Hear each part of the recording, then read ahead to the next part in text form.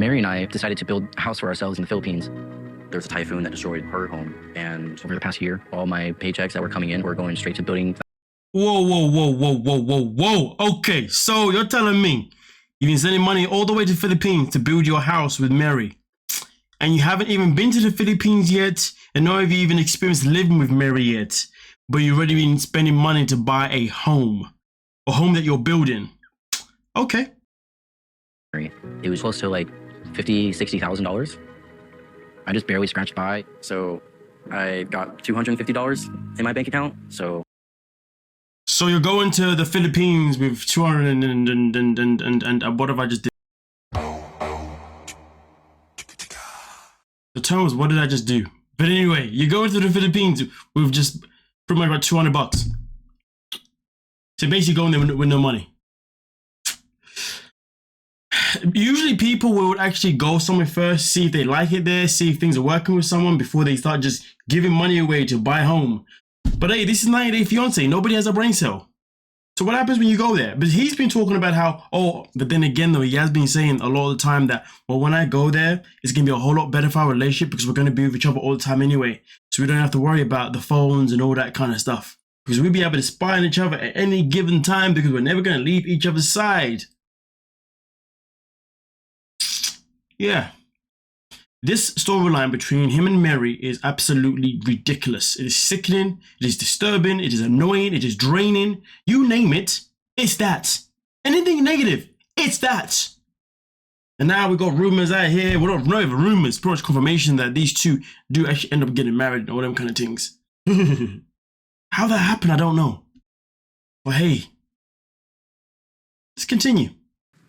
What happens if you guys don't work out? She doesn't want you there. She wanted to keep the house and everything you owned. You put a lot of faith in this woman. That's one hell of a good freaking question. Yeah, I'm not really worried about her pulling that card. She's not going to do that. The confidence. I love the confidence. You guys haven't even met yet. I know for a fact that we both really want this, and nothing's going to drive us apart. Yeah, in case you didn't know, Mary is currently live on the phone because, of course, these two stay on the phone to each other all the time. It's just that right now she's currently sleeping, but she's still on the phone. Great stuff. Well, if you're not concerned about it, I guess I shouldn't be, huh? I guess the only reason I was concerned about it was like the whole control thing. Jobs that you've lost because, you know, she has to be on the phone with you. And if you can't be on the Well, we can talk about the jobs that he's lost because he has been on the phone all the time. But we can also talk about the education that she's lost because she also needs to be on the phone team all the time. So basically, when they get there, they're basically going to both be working in the same job. There's no way they both have two different jobs.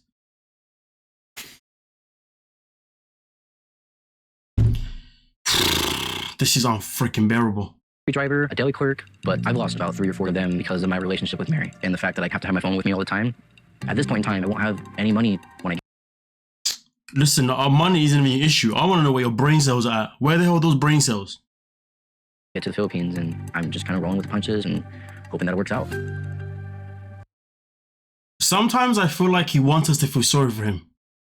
I don't feel sorry for you. I'm still trying to figure out which one of them two is worse than the other. I'm trying to think, is it Mary that's the worst one? Or is it Brian that's the worst one? But obviously we know that most of the time, whenever 90 Day Fiancé does a show, they usually try and make the foreign person look more crazy than the American person. And right now, they have portrayed Mary so much more worse than him. I do wonder who's far worse. Because Mary did say in the last episode, when she was having an argument with his mom, that I'm not the bad one, I'm not the worst one out of the two. If you ask me personally, I reckon Brian is probably way much more worse than she is.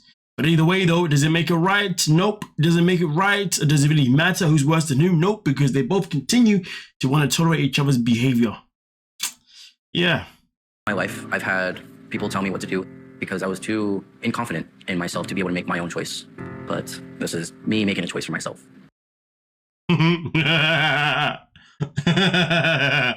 You know what though? I'm going to say this. This is probably what happens when you are raised in a cotton ball. You know, this is probably what happens. I mean, that wasn't necessarily the case for him per se, but in life, if you're raised in a way where you're not allowed to make decisions for yourself, you're not allowed to be a leader in some kind of way, or you're raised in a way where you're shy, you don't say certain things or whatever. When you get to the point when you're now finally in a position where you have to start making decisions for yourself, a lot of the times people don't know how to make those decisions. So they end up making very, very rash, hasty decisions. And he's evident of that. End of the day, you know, he's probably had a lot of decisions taken away from him. He's probably been blocked from, you know, from making choices. Probably never really had to play like a leadership role any given time per se. And now he's finally in that position. He's going crazy with it. Crazy with it. So crazy, he's gonna move all the way to the Philippines to be with a girl he's never met, but a girl that he always has an argument with all the time. The thing that bothers me the most is that when this guy talks, he has two different versions of when he's talking. He has the version of him that when he's talking, he wants people to feel sorry for him, but then also he has the other version of himself that when he's talking, he wants people to feel like as if he's making the right choice because he's smarter than everybody else. I don't know if you picked up on that. He has two ways of talking. It's usually like, yeah, I've picked up on that. If you pick up on it too, you know, I've told you. You know what I mean? So just to remind you, he has the one when he talks, he's looking for that little bit of sympathy where he wants people to feel sorry for him. But then he also has the other way, he's like, well, I'm a big boy now, I'm an adult now, and I can make my own choices, and this is a good choice because I've made it. He has that. I've noticed that.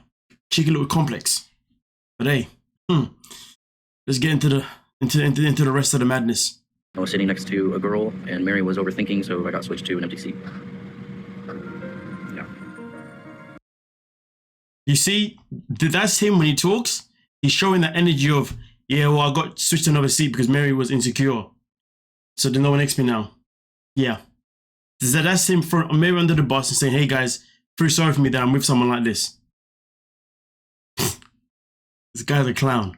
I reckon he's probably worse than her because I've noticed that when Mary talks, she never necessarily tries to play it as if like she's the victim and as if like he's the one that's worse.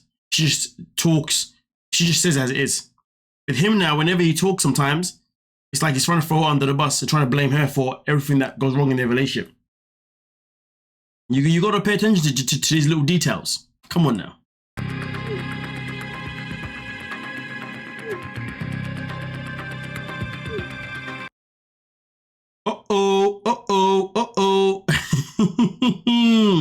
As you can see, she's not happy. Well, the fact is though, he was on one flight, he's now moved on to another flight, and he's telling her that, listen, I'm now on a new flight and there's no one next to me. She doesn't believe him. She's fully convinced that there's someone around him, and you know, he's definitely talking to another girl. And that's why she's sending him a whole stampede of just toxic messages. And as you saw, the last message right there was that I'm done. And before that, she was like, don't even come here. Their relationship is a joke. It is a joke. I'm actually annoyed that TLC have brought this couple on the show and they've brought this storyline onto the show. I'm actually really annoyed about it because it's boring, it's draining, it's irritating. Because every scene that I see is him talking about how toxic she is, how insecure she is. And every scene that she's in, she's just moaning and moaning and moaning. It's like, oh. Do you two ever have a happy moment? I want to see a moment where I see you two be happy and be like, okay, at least now, at least I can see where you got chemistry. But so far, there's no chemistry. None. Well, you guys let me know what you're thinking. We'll talk about it. Don't forget to like, sub, and of course, peace.